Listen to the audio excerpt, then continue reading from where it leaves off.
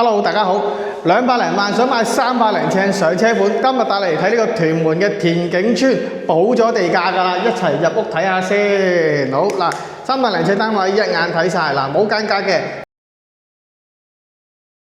嘅，公屋間隔原裝冇特別改動，自己中意喺度間房都得嘅。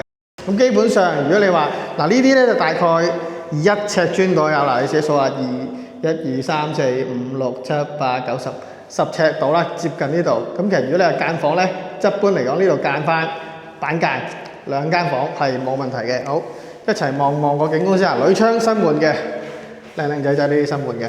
景觀咧就望翻個屋苑嘅嗱，前面就一個運動場嚟嘅，即係嗰個體育館嘅頂蓋位置。咁啊開揚景嚟嘅，單位 size 都夠實用。嗱，正常好似佢咁啊，以前應該呢度架電視、梳化電視區喺呢邊。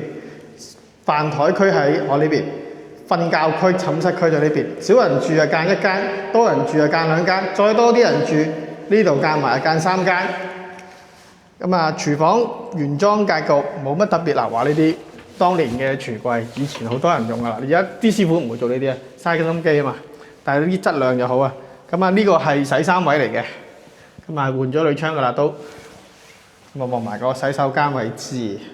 咁啊，做企缸啦、沖涼啦，喉管外露咧就自己執收啦。